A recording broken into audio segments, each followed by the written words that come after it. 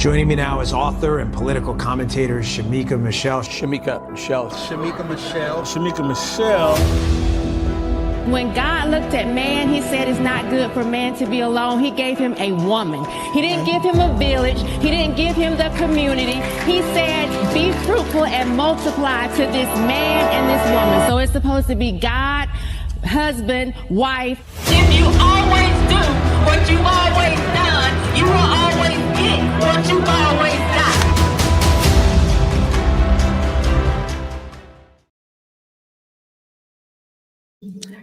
Hello, hello, hello, and happy Tuesday. Welcome to Shaking My Head with Shemeka Michelle. I am your host, Shemeka Michelle.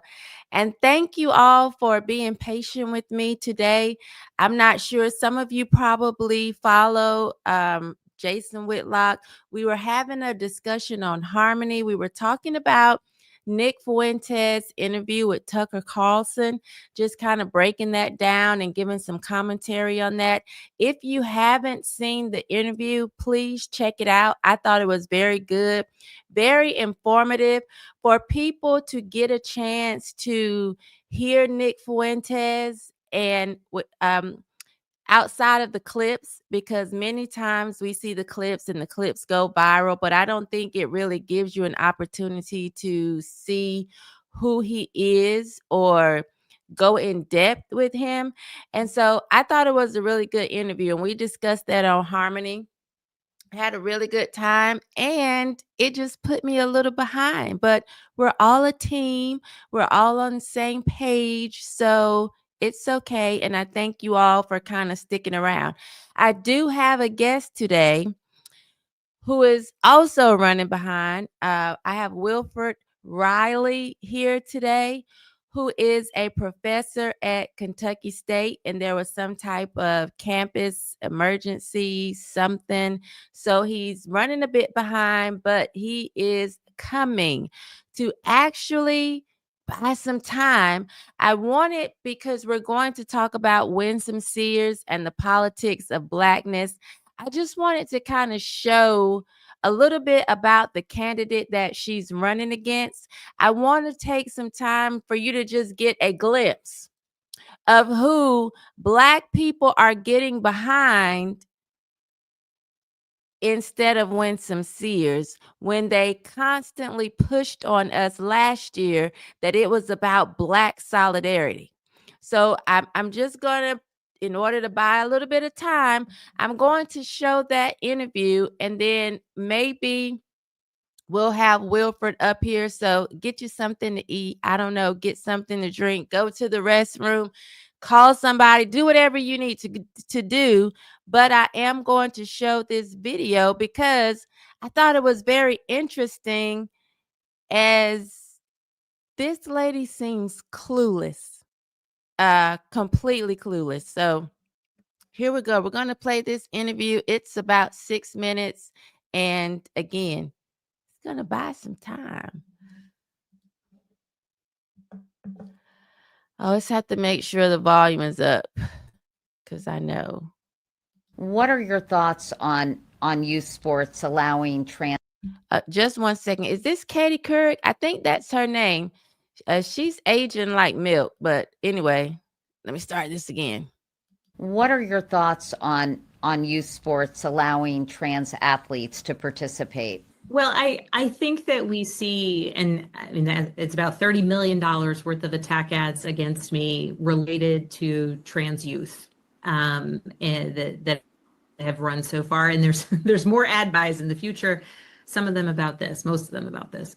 And I think the reason that we have seen that Republicans continue to use the issue of trans kids or trans kids in sports participation as an attack is there's multiple levels of it. One, I think that broadly speaking, every pundit after the 2024 election, at least in part, attribute the Democratic loss to that one particular ad that spoke about the sort of infamous they them ad, if you will.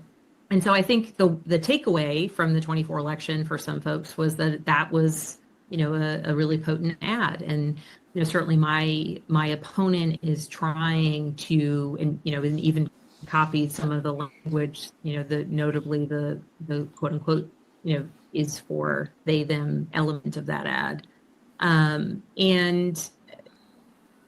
And I think the real challenge is there's a lot of people who've never met a trans person, whether they're a trans youth or an adult, and so there's a real effort to engage in some level of fear mongering. And I really do believe that we should, as a society as a whole, demonstrate a fair amount of grace to people who are confused about, when we're talking about bathrooms or when we're talking about sports participation, like what are we talking about? And I recognize, and I'm a parent. I've got 3 daughters in Virginia public schools, and so I understand the fact that there may be confusion about what is my opponent, as a very clear example, kind of threatening, and importantly, the willingness to fearmonger with or against kids who are trying to figure out who they are, who are in a challenging point in their life. Middle school and high school isn't easy for most people, let alone if you might be struggling with or trying to come to terms with your identity. And so just as a basic issue of principle, I do find it really objectionable that, that there would be kids who turn on the television and is in an effort to attack me, see, images of themselves sort of reflected as a villain. And where it is that I actually stand on these issues, I really do believe that a lot of these choices, whether it's sports participation or bathroom usage, needs to be made at the very local level with parents and teachers and administrators, and not necessarily dictated, certainly not by the federal government or the state government. And I say that actually, in talking to my daughters, trying to gauge their opinions of things, and they somewhat. One of them somewhat comically said, like, nobody likes to use the bathroom at school anyway. It's so messy and, everybody's loud, et cetera. And so, in some circumstances, there's single use bathroom in the counselor's office. And for it's a situation where so much of it depends on the individual kid, on the age group that we're talking about. And that's the same for sports participation. And kind of fundamentally, just separate from my views on this as a parent and my desire to see, real, like, local parental teacher educator engagement on making sure that all of our kids are comfortable and safe at school. I also, as a federal agent in the early portion of my career, I worked investigating crimes against children, and they had a federal nexus and cross state lines, et cetera. And for me, I am very well aware of some of the real threats that exist to kids, and the real horrors that have existed and may exist in the world. And I also have real significant worries about,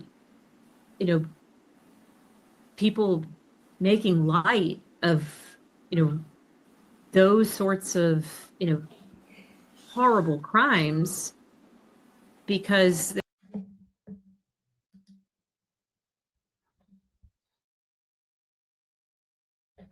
I'm sorry, guys. I was trying to buy some time listening to her. And what is she talking about? Would you prefer Italian or ranch for that word salad? This is who the Democrats are getting behind, although for such a long time, they told Black people they needed to come together and get behind Kamala because she was Black. Same thing we heard when Barack was running. This is what we're told consistently, yet what was this woman talking about? First of all, there's not a thing with trans kids. I don't even think there's a such thing as trans adults, but there are definitely no trans kids. And then she claimed that having something to say about them in sports is an attack. That's not an attack. That's acknowledging that you have male and female, and that's it. And one should not be mixed with the other. You cannot change chromosomes. She was talking about they, thems. Why is she acknowledging that? This is why I say I would give up my right to vote to take the right to vote from a liberal woman, because it's ridiculous. Then she says, "Oh, we're afraid. People are afraid because maybe they've never met a trans person." I've seen some. I just don't buy into the foolishness. And she goes into saying that her candidate is trying to fearmonger as these children are trying to figure out life and how hard middle school and high school is when you're trying to figure out life. You're trying to figure out possibly whether you're going to be in the band or a cheer squad. Thinking that you can actually switch genders should not be a topic of conversation in middle school or high school. So I think this lady is silly. And the fact that the NAACP and Obama have just thrown themselves behind her is saying an entire lot. I had to even break up entire. It's saying a lot, and I think it's foolish. Yesterday, we talked about how focusing on melanin became a tool for political control, how Blackness isn't about culture anymore, but behavior. And I would go as far as to say only certain behavior is acknowledged as being Black. That's one of the things we talked about. Today we're going deeper. Winsome Sears could make history as the first Black female governor in the United States, but instead of celebration, she's being attacked by the same people who claim to fight for representation.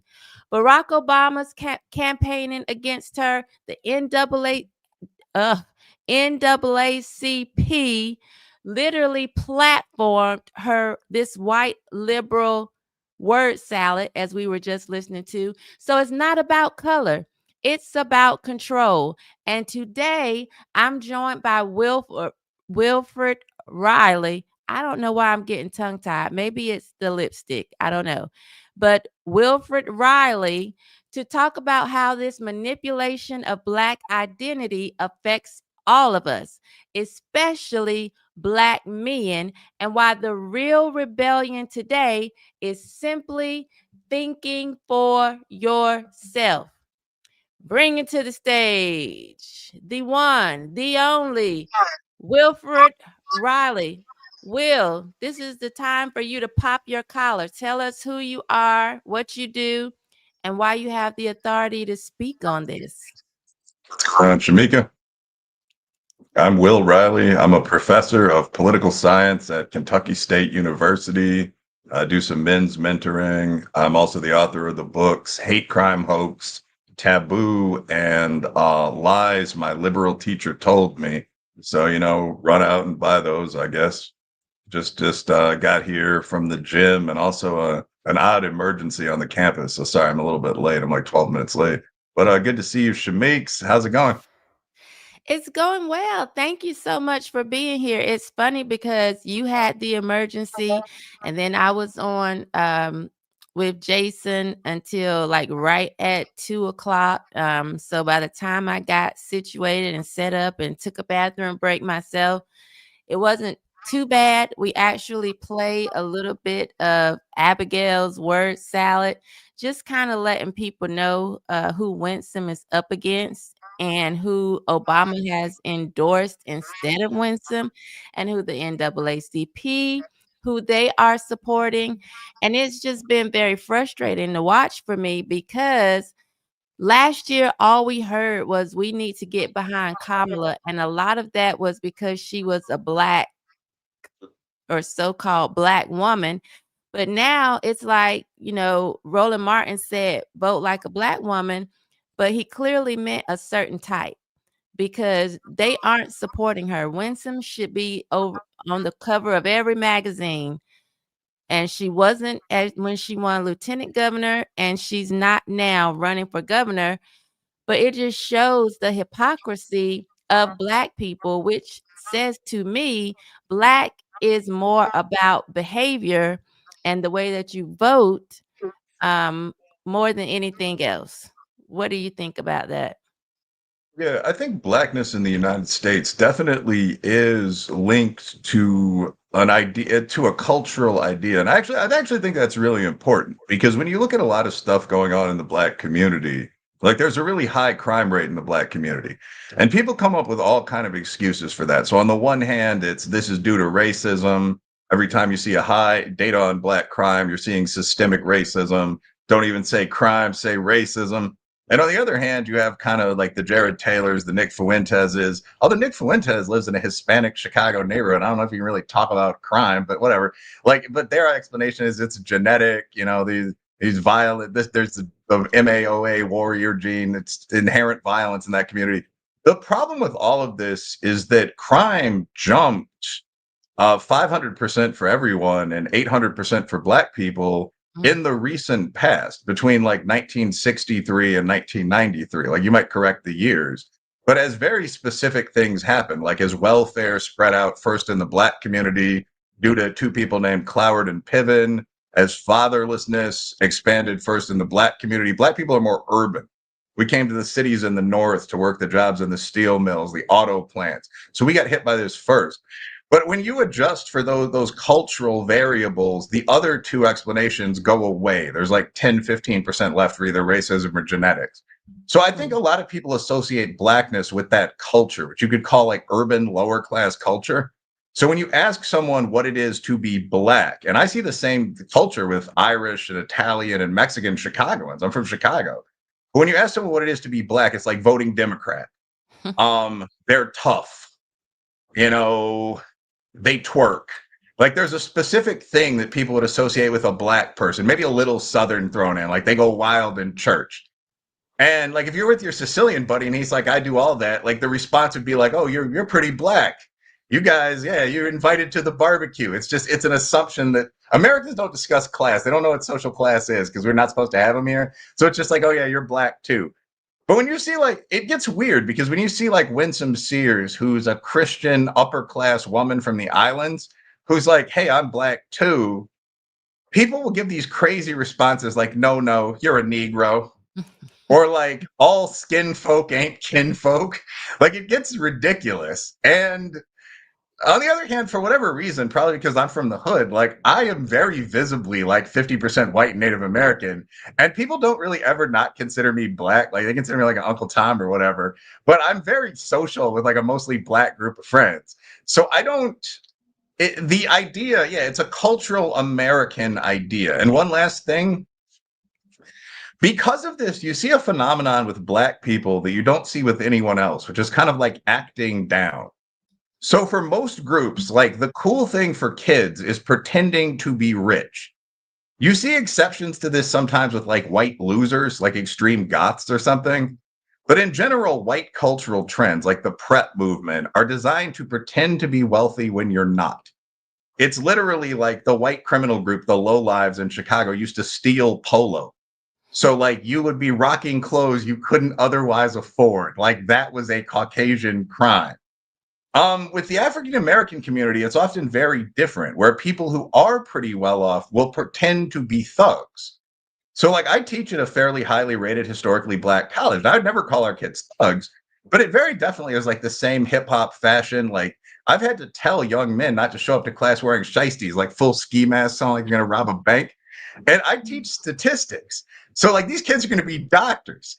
And it's just the weirdest thing in the world where you'll see someone who you know is getting an A- in stats show up in like bank robber gear. Like that is a uniquely black thing in my experience. You see a very few same class Appalachian kids attempt it, but then they again are just classified as black. So that classification of lower class ghetto culture as authentically Black is actually a real problem. Like, it's very hard to tell your son or your daughter, like, no, this isn't what you do, because the entire weight of pop culture and also of academic culture is against that. Like, there are all these labels for what you're doing if you're not doing that. Like, you're faking respectability, like all this other bullshit. Even guys with PhDs, like the Umar Johnson, will show up with like dashikis on and start talking about like how you don't have to imitate the white man. And it's kind of like, Doc, what are you doing? Like, rappers, like David Banner came to KSU, had a good conversation. Like, he has a PhD master's in social work from Morehouse. So there is a question of like, why are you singing like a pimp? Why aren't you with your clients right now? So all that's going on in the Black community. That's hilarious, because I see Jasmine Crockett do that. That's one of the things that irritates me about her. We know that she grew up pretty privileged, or at least I would consider her privileged. She went to private schools that are you getting a feedback from me? I'm sorry. Oh, no. But I literally scratched my head. okay. Schools that I would think, were pretty privileged, private schools, yet she's always, like the way she talks, the way her demeanor is, she tries to come across as if she was raised in the projects, and that's just not the case. I remember in May, we saw a lot of these people graduating, some of them from medical schools, and they were taking the pictures with the grills in their mouths. And I was just thinking to myself, what is going on with that? And why do people want to be seen that way? I actually have some people that I know, their son was just arrested for trafficking drugs. And both of them are prominent business owners. And I was thinking to myself, like, this child could have chosen to work for either one of the parents, yet it was more, I guess, appealing to him to actually be this so-called thug and to go out here and look really, really Black and really, really cool.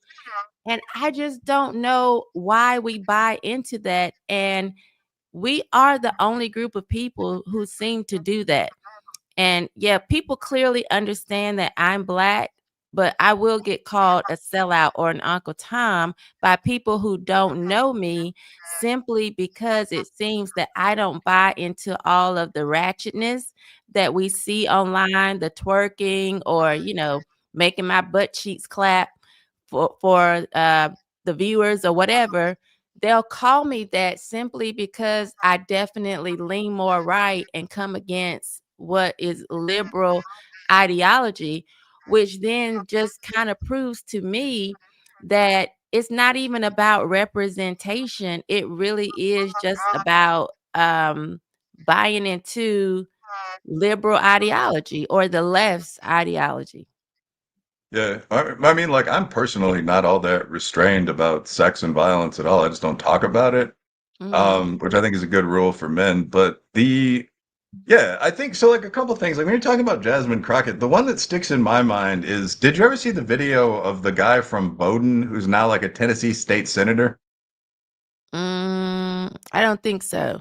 Brother with an afro. He's in like the Tennessee 3. Oh, yes, I did. I did. Yeah. So for the people in the audience that didn't see this beauty, there's a guy who is a Black state senator in Tennessee, and there's a famous 2-part video that you should Google. You should Google Tennessee state senator, Tennessee 3 college president, or something like that. But in the first part of the video, he's running for president of Bowdoin University, Bowdoin. And he's wearing like a silver Brooks Brothers suit, which I actually have. And he's walking around campus and he's talking to people and he's saying things like, I'd really like to bring together the Bowdoin College Democrats and the Bowdoin College Republicans to have a panel discussion followed by a civilized wine party where we settle the issues of this campus in a manner typical of young adults who are going to go on to become executives. I think it's like almost a quote. And then the second part of it is him in the Tennessee State House. The Tennessee 3 were like 3 lawmakers who opened up the their chamber to like an angry mob, like right after January 6th, except these were Democrats. So like their colleagues were like running and all this big wild stuff happened. Cops had their guns out. So the second part is him, like right after that riot, talking to a crowd. He's like, you know, as long as the NRA has the fingers in the gun pie, I'm gonna keep on rioting. And it's like, it's the wildest stuff I've ever seen. And you could tell like he's taken classes and like this black preacher style of fake speaking. And a lot of people do this. And again, it's the idea that the authentic black male is this sort of, it's either ghetto thug. There are actually a couple of archetypes, right? Like there's the ghetto thug. Then there's like the protest leader who's going to tell the white man what it is because all the problems in the hood are caused by the white man. So he's going with that one. He's going with number 2. Jasmine Crockett's an example of this. But like most of the people that are doing like the thug or radical archetypes are like this. Like Tupac went to, I think, Juilliard or like Baltimore School of the Arts or something like that. Like if you actually Google Tupac and you set for the younger viewers of the Queen Shemeka, Tupac Shakur was a rapper active in the early 1990s. But so if you actually Google Tupac Shakur and you set settings to like, you know, age 10 to age 16, like you'll see Pac in a ballet outfit. He was one of the best young dancers in the country. His mom was like a well-known radical who did some community college teaching. So you see him go from that into this sort of pretend gangster act. And you realize that like a lot of guys have done this. They've taken the intelligence that let them succeed in the mainstream world and they've created, instead of a business or something like that, this total fake persona. And I think one reason for that is that just obviously that this is presented as cool. Like last thing, but I remember when I went to like major urban public school. I went to East Aurora High School just outside of Chicago. I still love the school, but at the time it was just like a big hood kind of bad school. It was a mix of blacks, whites, Latinos. People like have sex in the school. People like bring their skateboards to class. It was just like was what it was. But I mean, it struck me that a lot of mainstream pop culture was kind of evil. I mean, people would just sing about killing each other, and like DMX and most of the metal bands at the time would sing about like, you know, raping their opponents' daughters and so on, and no one much seemed to mind it. It was considered very uncool to be in love, whether that was with your girl or saying you liked your mother or your father. Dope dealing was obviously extremely, I mean, there was a level of negative respect attached to it. Like the top movies of the era were like Juice, you know, New Jack City, so on down the line for the white guys' kids, where all these 12-year-olds were like hooking up and selling crack on screen. So I think when people ask, why do people want to do that? That's something that's been presented as positive to kids, and especially to black kids, for 20 or 25 years. And if you don't have those counterbalancing forces like a dad, you're probably going to assume there's some truth to that. So you see that image, like the negative hood image, being really accepted by a lot of people. And I guess the thing that makes it funny, there's still that negative dark side to it, but the thing that makes it funny is that so many of them aren't from anywhere close to the slums. Like, yeah, Jasmine Crockett's a prep school girl. On the Spanish side, AOC was nicknamed Sandy in high school. She's from the town near Scarsdale, I think Westchester. So yeah, there are levels to it. You know, I didn't realize what his name was, but once you said the afro, like I clearly remember that, and I actually got an afro to pretend on Fearless that I was his mother, because the way he came across was just very ridiculous. And listen, I could have gone my whole life without seeing the real Tupac, because that just changed my entire view of him. You know, a lot of us in my age group, I think that we thought Tupac was, you know, maybe attractive, or we were attracted to that, you know, thug persona that he had. Once I saw him talking and he was very, you know, like this, I said, I could have gone my whole life without seeing that, because once you saw the ballet outfit, it was over. Yes, it totally changed the way that I saw him. But I feel like a lot of them do that, because when we look at, you know, Snoop Dogg, just thinking about other people, how he would tell us, you know, bitches ain't shit but hoes and tricks, but he's been married the entire time. Ice Cube has been married the entire time. A lot of these people who don't do research and kind of put these people on a pedestal or try to pattern their life after them, they're actually in the streets trying to do the things they think these people have been doing, when in all actuality, they aren't living those lives. It's pretend, it's fake, and it's not real. And that brings me back to Joe Biden when he actually said, and I mentioned this yesterday, if you have a problem figuring out if you're going to vote for me or Trump, then you ain't Black. Was that an open confession that race equals behavior in a lot of eyes? Yeah, I mean, I think that's exactly what he's saying. And one of the reasons it became acceptable for like an elderly Irishman from Scranton to say that is that a lot of Black people have said this for years. So if you look at Nicole Hannah-Jones, I mean, who I used to argue with on Twitter before she migrated to the softer world of Blue Sky. But I mean, one of her most famous tweets was, there's a difference between being racially Black and politically Black. Like, I'm 3/4 white or whatever it is. Another one. But when it comes to being politically Black, I'm hard down the line politically Black. I mean, that was either the tweet itself or the implication. And she followed that up and said, we all know what this means. I'm not going to clarify it for you. And she got a lot of heat. There were Black conservative women that she herself respected in the comments, and she took it down. But everyone at some level did know what she means. And it's what you're very intelligently calling out. It's the idea that being Black is a package of behaviors. Like, and let's like break down what they are. Like, it's being hood. It's being like protest political. And beyond that, it's blaming every problem in the Black community on white people. So it's being hood, it's blaming white people, it's being liberal. Those are probably the three main ones. Like, that's the idea of political Blackness, like being ghetto, blaming the whites, and being politically liberal. And if you're not, so like, why would I be considered Black? I guess I'm kind of ghetto. I'm not politically liberal. I'll punch you in certain situations. I'm not politically liberal. I don't blame white people. I guess that's it. I'm counted. I'm only half Black, so I've got like a few points. Like, I can be picked up for a basketball game. Oh, I hope. But I mean, and that might be another one actually. Like, athletic urban culture is associated with Black people. So like being ghetto, urban athletic culture, being politically liberal, and blaming whites. And for a while recently with BLM, we saw the protest wing be dominant. And it really is important to emphasize like how seriously this is taken, even in academia, except at the very top, like Roland Fryer level. Like, and this is actually kind of my world. Like, you'll see these studies all the time. Like, a paper will come out that'll say, we found a difference in infant mortality rates between Blacks and whites. There may be complex causes, but we think we can conclude based on history that the result is racism. This paper actually just happened. And I and other people will look at this and say, well, like the average Black woman, now all of you guys could lose some weight, and no hate just for the ladies, we could too.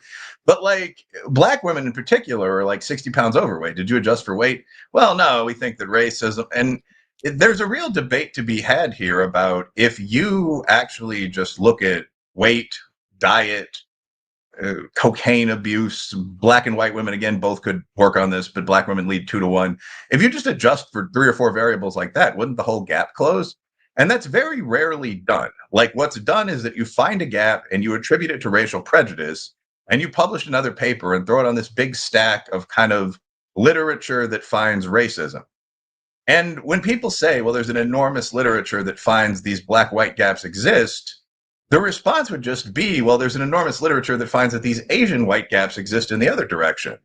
So are any of you guys adjusting for anything but race or IQ? And the IQ racialist guys over here and the complainers over here, most of the time, 90% of the time, will just say no. So, I mean, a lot of it's almost worthless in my actually professional opinion. But anyway, those are kind of the 4 points of what it means to be Black. And that's what Hannah-Jones was referring to. And yeah, that's what Biden was referring to. He's saying you're not politically Black. You're not socially Black. There are entire books about this, by the way. Like Charlemagne the God wrote Black Privilege recently. I actually like Charlemagne the God. And he touched on this, like where he said, in terms of a lot of things, like my daughter is a cheerleader, not a twerker. Like, I mean, I moved to Connecticut from Brooklyn. Like, I'm not Black in many ways. He's a passionate Black man. He gives money to the NAACP. I think I still do, actually. But I mean, so he's not saying I'm not an African American. He's saying I wouldn't be considered black in this sense that we're talking about. And it's weird that Mm. exists. Right. Yeah, and I guess my points would come from people would think I'm hood, because I'm not athletic or liberal, and I don't blame white people. So I get some points from, maybe splitting verbs and saying stuff very southern, and that's where my points would come from. So with everything that you just said, how do you think this affects, especially Black men, but men in general, but especially Black men in trying to lead today? Well, it depends. I mean, so like in terms of leading, there are a lot of different levels there. In terms of leading Black women, I don't think the problem is Black women per se. Now, there's a secondary conversation there about whether men should automatically lead women. I think the answer actually is usually, but that's not. I'm not the most religious guy. I think just that's a sub-dom thing. And this is one of those things that people find it awkward to talk about. But if you Mhm. just ask men and women, like when it comes to, say, sex, dancing, fighting, like there's a burglar in your house, and dating, who drives, do you prefer to be supportive and strong, but have the other guy take the lead, or do you prefer to take the lead? About 80% of men say they prefer to take the lead, and about 90% of women say they prefer to be supportive. Mhm. So generally, in a functional relationship, men do lead because they prefer to be dom and their partner prefers to be submissive. And there's a lot of conflict where that doesn't work out. Like, notice that there are actually more men who aren't good at leading than there are women who want to lead, if that makes sense. So there are a Mhm. lot of guys who are kind of in that role where they're expected to be dominant and where they say a lot of Christian stuff about, like, I'm the head of the household, but who aren't any good at that. And Right. that's actually the zone where you find like the dead bedrooms and so on. Like, it would Right. be unbelievably awkward to say some sexual or dating thing like "come over here" and just have your partner be like, "You're a lame." No. And I mean, I think there are a lot of guys that happens to. Get on your no. Come on, bro. Like, I mean, so I've never had that experience, but I think that's when you talk about this on Twitter and Facebook. Those are the husbands that are having these conversations. So that's 10 to 15% of men. That's kind of sad. Legitimately, not me mocking. But so, like, should men lead women? Well, 80% of the time, because that's the overlap between women that want a strong male partner who would be a merchant or warrior, and men who want to be that and mostly can. Mm. So yeah, in terms of like why are women hard to lead? I think we've seen a really toxic input from like modern feminism and also like the manosphere backlash to that. So, like, one of the more interesting experiments I've done is just asking people online, what should you do in this situation? Like, your partner won't ever give oral sex, like, doesn't make any money, but won't run the house. Like, and there were like 10 or 12 of these. It was for an article I did for actually Queer Majority, not my usual publication destination, but Rio Varadimir, the guy who runs it, like hoops and is an interesting dude. So the article became like, it's called "Fucking is Good." Actually, it was like an article about what you should do in your marriage and in your relationship, and there's no criticism of religion or anything like that, but it's just basic relationship tips. But for that, I asked people these questions, like, your partner won't do your favorite sexual thing, or your partner, like I said, they refuse to run the house, but they also don't make any money, which is common for husbands dealing with wives that want to run like a candle business. What do you do? And what the people said was really interesting. Like, if it was a man that was just a bum, like refuses to go down, for example, bluntly, or he gets kicked out of his job but now refuses to grill or do some other cooking, a lot of people were just bluntly, after like 6 weeks, leaving. Like, this guy's getting kind of useless. Like, give him another 2 months, talk to him one more time, then he's got to go. Like, he's living in your house. Your names are both on the lease. If it was a woman, people really, really struggled with the idea of asking a modern woman to do anything. This was Mm. especially true for women. Women were like, I'm sweating answering this question. No woman should ever have to have any form of sex she doesn't want to. When it was like, should you give your husband head once a week if you don't feel like having sex? It was like the most basic marriage manual questions, and they like could not answer them. Should you cook if you're not working? But that requires the emotional labor of a woman. And you really could tell that this bullshit, no offense, had been pumped into these people from like age 17, like, you're a queen, you never have to do nothing, queen. Like, as a man, obviously you should never beat, rape, etc. your wife. This is, by the way, this has been the rule in the West since like 1600. But the idea that you should make your wife have an orgasm using something other than your penis if you're finished with sex itself, or like you should grill if she did the other part of the like, guys, whether or not we feel like it, for all of our flaws, kind of take that as a given. It was very surprising to find that women did not. Since women are generally more giving than men, I think that this is something that's relatively new. And that's actually what we found. Like, women over 50 did not feel this way. And that was really surprising because you didn't expect like old ladies to be more, older ladies. Obviously, not an old lady like 75, but like we didn't expect. No, but I mean, like I'm 40 something, so that's a dumb line. But like we didn't expect like 65-year-old women to be more sexual than women in their 20s. So it was like obviously like something had been introduced to the conversation, like here, like in the 80s when like feminist sex ed started, and it really did have an impact. So that was one of the things I actually found. I actually still have this data. It's not something we're making up or exaggerating. Well, exaggerating maybe a little. I don't have like every graph in front of me. But like you guys have seen me run these polls on social media, and it was really just something that I found over and over again. Like, if your partner wakes you up doing this fun thing in the morning, is this abuse? If it's a woman, never. If it's a man, 25% yes. Partner won't cook. Yeah, but it just, that was one of the obvious differences. Like, and it was not as sex itself, but like just other like initiating stuff. Your partner won't cook. Is this them failing a basic domestic responsibility? Like, man, yes. Woman, no. Just the craziest flips of basic stuff. Like, if your partner has an affair, is that abusive? Yes for a man, no for a woman.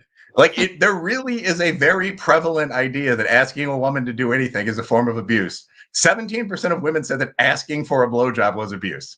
I mean, like, and there was a context, like they said no to sex the same day or something. But just the results were absolutely amazing. And let me write down those polls because people do normally ask me about them after like a decent sized show, and like they're all real. Wow, that's crazy. But because one last line, sorry, that's not specific to Black women though. I don't think Black women are any like worse than other women, maybe like louder about it. But this was an effect across like women in general.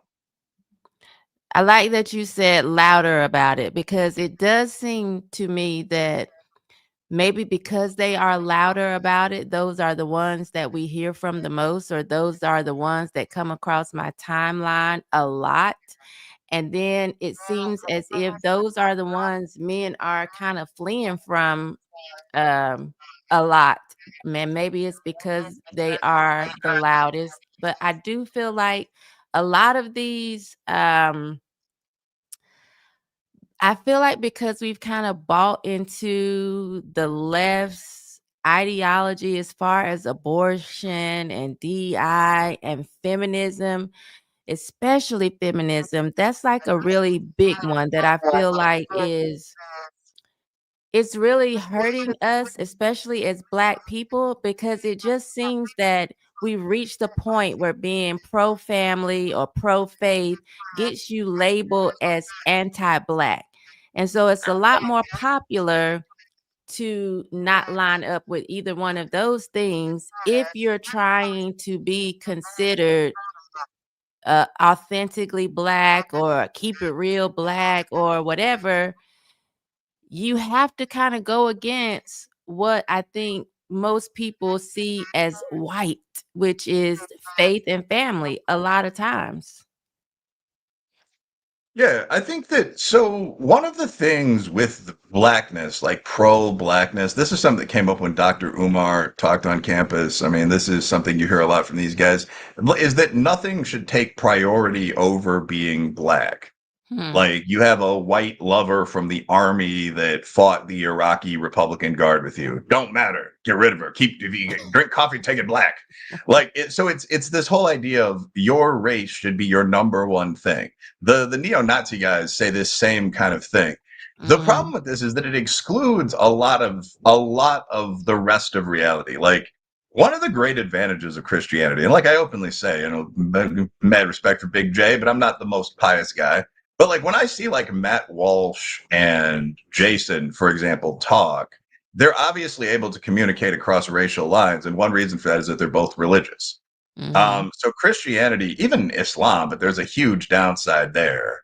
I mean, when you get into the Prophet's wife and some of these other things, but like Christianity, Islam, Buddhism, for that matter. I mean, like we think Buddhism's peaceful and all that in the West. Like Genghis Khan was a lazy Buddhist.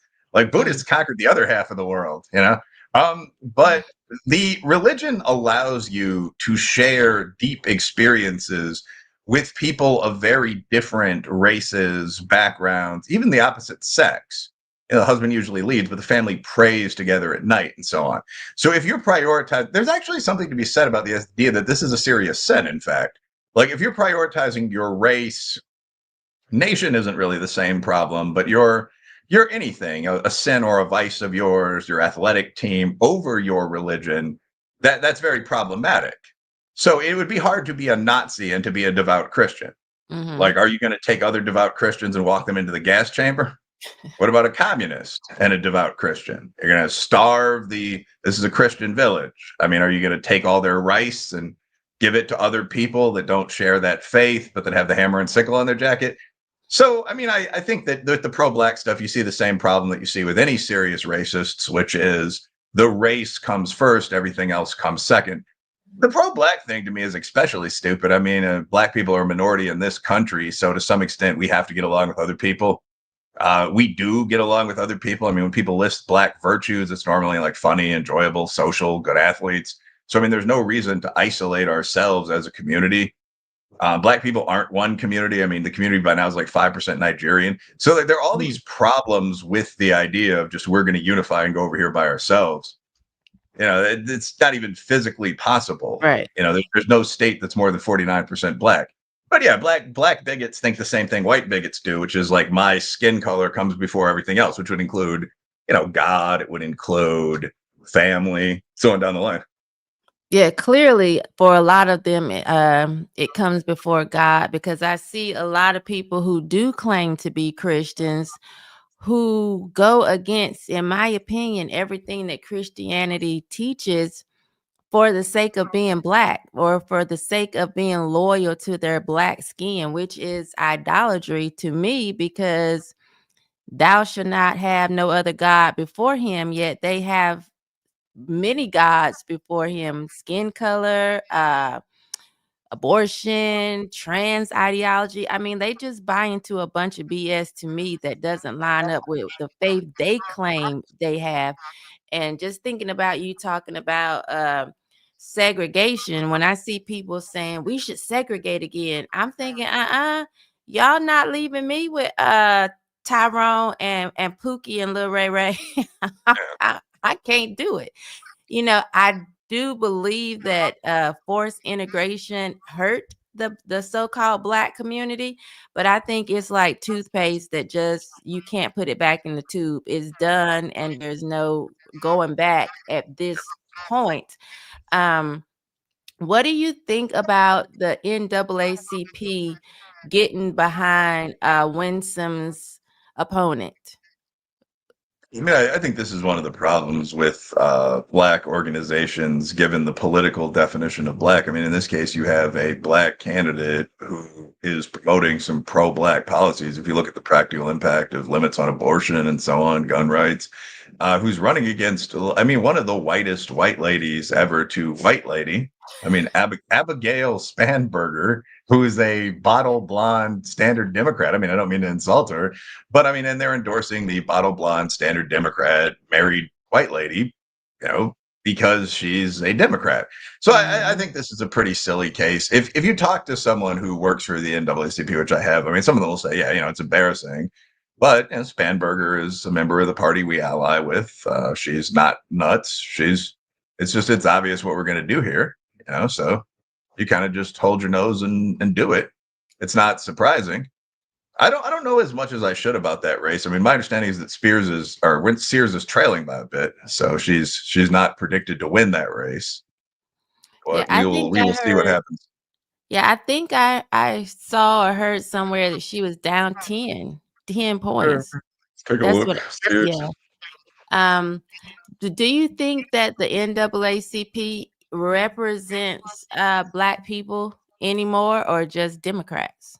Because that's kind of the message I think that it's sending out, or the message that I think people should see from that it's really just about being a Democrat, not necessarily the advancement of colored people.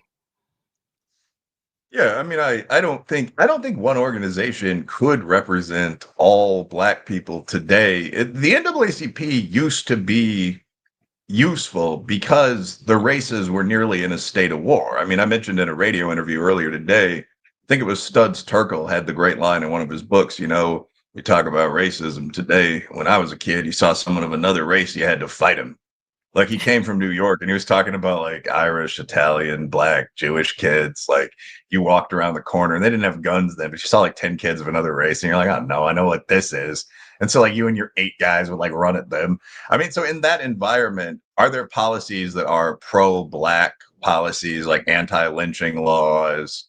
You know, there's a tax on Black businesses that doesn't apply to white businesses. There's the first ever affirmative action policy requires 15% Black government contracting. I mean, in that case, the NAACP makes sense. I mean, today, if 30% of Black men are voting for Trump, I mean, there's really no unified Black policy on most issues. So I don't really know what the utility of the group would be. I guess you could argue that there are still things. If I were a civil rights leader, I think after maybe 1980, after like the ADA, after like every single group in the USA had civil rights protections, my goal would probably be to just be honest, go back to practice in Richmond, Virginia or whatever, and keep a skeleton crew watching the civil rights laws. Like you can't try to bring back poll taxes or anything like that. So like you have your 5 or 6 best lawyers on retainer, you pay them $10,000 a year, you keep office space rented in DC. So like no one can try any tricks. You know, you stop hitting people up for money for a while. But I mean, that would have been a good role for the NAACP or for Women Now or something like that. The problem in practice was that these groups kept trying to define more and more things as racist. It's like the famous purple. Have you ever heard of the purple blue experiment? I don't think so. Tell me the experiment, and maybe I'll be familiar with it. Sure. The purple blue experiment was a situation where these scientists had people, I think they paid them, but they had people look at a bunch of dots going down a scroll screen, and some of them were purple and some of them were blue. And they told them to pick all the purple dots and remove them from the screen. I forget what technique they used, delete button or something. And after a while, all the purple dots were gone. And the scientists expected that the experiment would then stop. But what they found was something unusual. The people, I think especially women, as I recall, started deleting blue dots that like looks kind of purple. Like it never stopped. They kept focusing on the things that were the most purpley out of the blues. And finally, the scientists intervened, and I forget the end of the paper. I don't think I read the discussion, but the scientists intervened and stopped it. But like that's what we've seen with racism and so on. Like as actual racism, dislike of people for their skin color alone has basically vanished. What we've seen is the redefinition of a bunch of other stuff. Like there's a gap in performance between 2 big groups as racism. So the NAACP, Women Now, what's the Spanish one? La Raza, they never went anywhere. They just started pursuing these new causes. And that's the opposite of what I would have done, because eventually it's just going to start pissing off the white guys on the other side.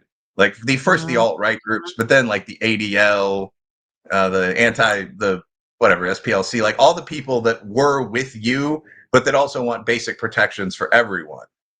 Human Rights Campaign, the gay group, I think is the ultimate example of this, because their whole thing the entire time, I've given to them before, like 20 years ago, when like you could just like in my old neighborhood, you'd be beaten up for being gay. Like I didn't think that was cool.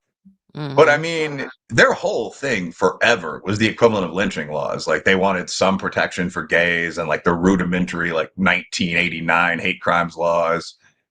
They dreamed of gay marriage. I remember, I don't even remember whether I approved or not at the time, but like by 2015, I guess. But like when Obergefell passed, their pride parade in downtown Chicago, people were like screaming and crying. It was like a whole group of people had gotten their rights. You know, I'm probably pretty supportive, honestly. But like everyone thought, okay, like HRC is not, they're going to stop sending those damn yellow envelopes in the mail. Like they won. Like our conservative friends are crying now, like enough of this. Like there are no more gay causes. You can get married if you're gay. A priest has to do it, you know.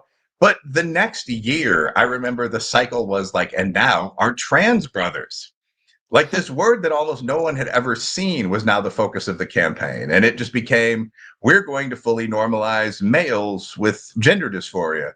And I think even for those people that hadn't realized that this is what the Black movement had done, the women's movement had done, the Hispanic movement had done, this was just such a visceral example. Like, okay, now guys in dresses, no offense to anyone, are doing this, that you sort of realize none of these people are ever going anywhere.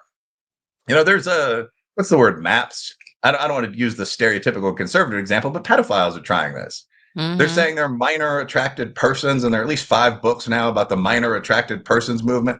So we're never going to stop. I'm kind of going on a ramble here, but we're never going to stop with the I feel outcast from society. I don't think that's entirely fair. Here's my flag type shit. So what we actually have to do as people on kind of the right is set a line. This is what I view as normal. I don't really care if you're gay in your house, but we're not going beyond this line. We're going to reclaim a lot of the stuff actually that now falls on this side of this line. And my tolerance for a lot of what was considered normal for a pretty long period of time is actually gone now. I think that's where we are as a population, because it became clear that the focus wasn't passing a few laws, setting up forts at the border of toleration and holding them. And I guess my point is that that's what I would have done if I were the NAACP president, but that's very much not the model they went with. Yeah, I think that's where I am too a bit. Things that probably didn't bother me before, or that I was willing to kind of allow or turn a blind eye to, now I'm focused on it, because I always say I truly believe that if you give somebody an inch, they take a mile. And that's where we are now.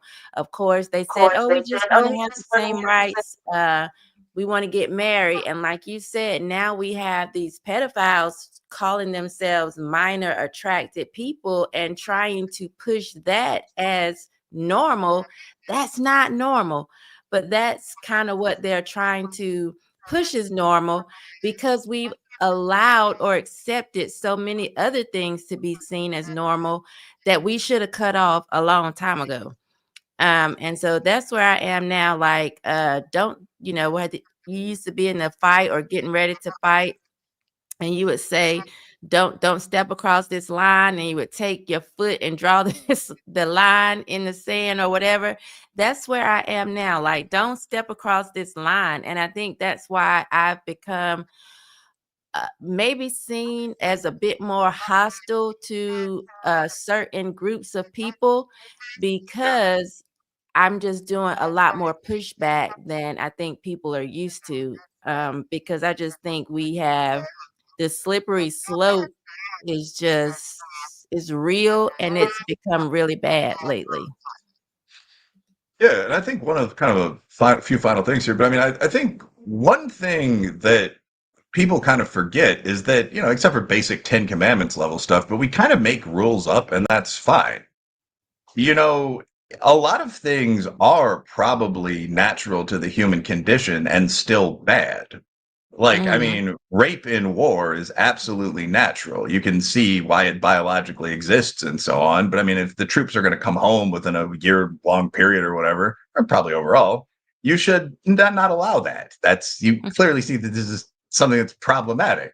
And I think pedophilia is, I mean, not allow that overall.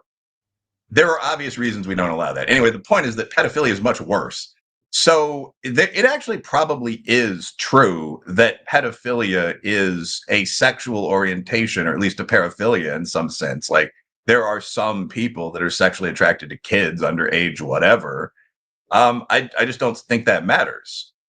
I mean, like, there's some people that have this genetic quirk that makes them what we consider lesser than other people. But I mean, I think a lot of other societies have responded to that by hanging them.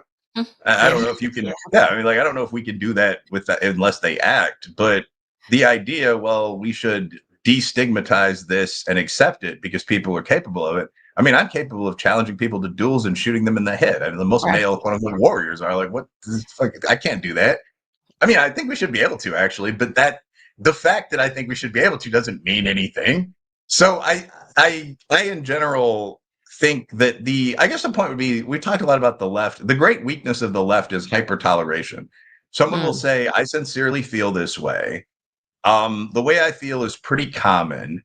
It might be devastating if we ever let people act this way in practice, but are you just going to tell me I'm evil and weird? And a lot of people really hesitate to say that, yeah, you're evil and weird. And this is kind of the reverse of what we were talking about with the couple earlier. Like, you're just going to tell me I should cook and go down on my husband because that would keep me from getting divorced? Like, well, yeah, because that would keep you from getting divorced. Like, there very often are things that are not perfect for people, but that make society function, that we should encourage. And I think that that's one of the best overall messages from the right. So we've hit our hour mark. I don't typically go beyond an hour, but I want to just offer a closing thought that we can't claim progress if it's only progress for one side. Winsome Sears represents the kind of freedom the left fears most, a Black woman who doesn't ask permission to think. And maybe that's why they're trying to silence her so hard. I don't know. Again, I feel like they've made Black a list of behaviors, as we talked about yesterday.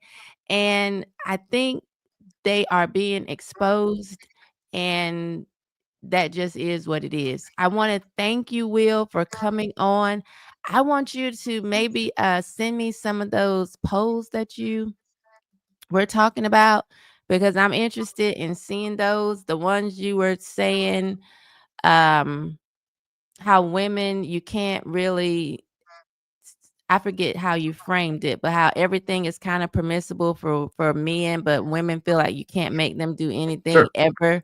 I definitely want to see some of those posts. I was looking in the chat to see if there were any specific questions for you, and I don't see any specific questions. They were doing a bunch of chit-chatting though. Let's Yeah, a see. lot of them were talking about the best psychedelic drugs to take. Yeah, I'm like, One I see conversation. some talk, but nothing specific to ask Will, who I feel like is a knower of all things. Thank Yes, that's why I love talking to you. So if you have any questions, drop them like really fast. If you have a specific question for Will, or I'm going to let him go. Earl Grey the Bay says ghetto makes us Black. What are you saying, sir? I think that's what society is saying. We even see that if a white person is acting a certain way, people will say she's trying to act white. I mean, act Black. And it's always ghetto acting. Not because she's carrying herself with class and speaking like she has some sense. There was a popular video going around social media not too long ago where this was the case, and somebody said, I hate when white people try to act Black.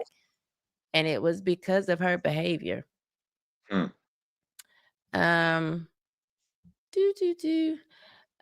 Thomas Bailey says Wilfred brings it real. Thank you. Yes. And thank you again, Will. I'm actually hungry. I haven't had anything to eat. Here's a question for you. Jack Burton 4892 says, Wilfred, are Black Republicans a growing group statistically? Yeah, I mean, the minority Republicans, especially Black Republicans. Yeah, I mean, 30% of Black men voted Trump the last election, 54% of Hispanic men. Yeah, I mean, just empirically, 65% of natives overall. Yeah, that's a growing group. Why do you think that is? Quick question.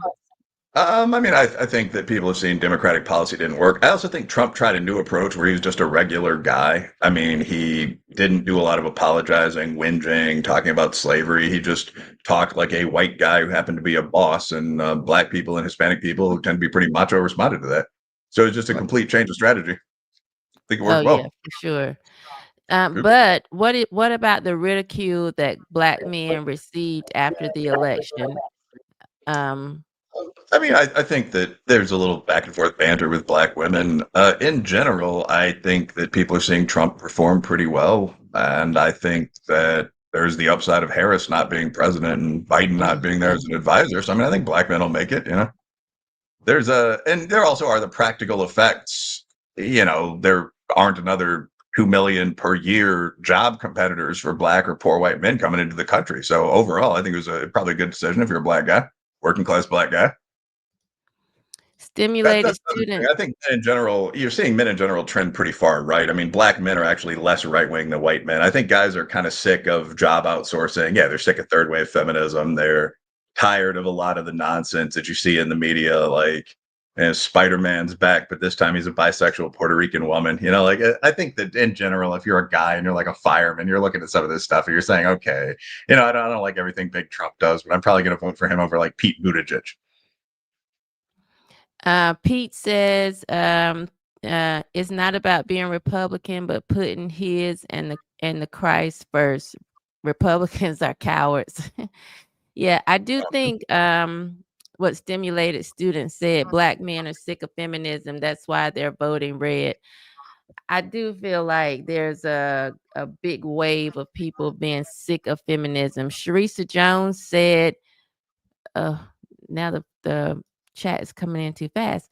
Said, awesome show, very informative. He answered every question while speaking. I actually deleted about 5 questions. Oh. You're always very informative. And actually, your book, Race Hoax, is on my bed. Oh, cool. Yeah, so I think people should actually get that. I would put, Khalees, can you bring me the book off my bed really, really fast? I think people will find it very interesting. I actually loved reading the stuff that pertained to Durham, like the Crystal Mangum case, and it was some other case you had in there that I found very interesting, that you broke down. Here comes the book. That's why it's not on my bookshelf. I actually started Hate Crime Hoax. That's what it is. Here, guys, Oh, yeah, this yeah. is a very interesting book, and it's an easy read because he actually just breaks down a lot of the crimes that were very popular that many of us, they caught our attention, but he gives us a lot of back information that we didn't know that I found very, very interesting. So that's one of his books, and I love it. Thank you so much, Will. I really, really appreciate you for coming on. Oh, yeah. Somebody said they got questions, but they're gonna let me eat. Thank you so much. I'm starved. Sounds Hit good. him on Glad. X. Sounds good. Much love, Shemeka. Yes, thank you so much, Will. Head shakers. Thank you for actually joining us today. We're going to continue this conversation tomorrow. Sharice's saying, where can we get the book? It's I'm sure it's on Amazon, Barnes and Nobles, any place you actually get books. Really, really good. Mine was sent to me, of course, autographed. And thank you all for being here today. I will be back tomorrow, guys, and we're going to continue this conversation. I appreciate Will for coming on. Again, I think he's a knower of all things. We used to do a podcast together called Cut the Bull, so please check that out. It's anywhere you get podcasts, and it's also on YouTube. Again, the name of the podcast is Cut the Bull. They kicked me off, but it's still going strong, and they have a beautiful lady named Christy a lot of times in my place. So check it out. Let's see. A show on Nick and Tucker, a panel. Okay, I can do that. Stimulated Students, can you message me? And I will. Winsome Sears is a tether. I'm not sure exactly what your point is, because Winsome is running against a white woman. So as you call her a tether and you say FBA's forever, tethers never, do we do tethers over Black people, or over white people? Or are you saying we should go with the white person over the Black person because she's an immigrant? And are you saying we should put skin color above morals and values? If you are, check out the conversation from yesterday, and we're going to pick that up on tomorrow. I'll definitely be up when you drop the link. Oh, that'd be great. TJ, the conservative. I haven't seen you on X lately, but let's chat. I wore your shirt one day on here and you weren't here. And I was like, oh, he doesn't see his sweatshirt. Thank you guys. I'll be back tomorrow shaking my head. Same place, same time. I love y'all. Thank you for joining. Peace.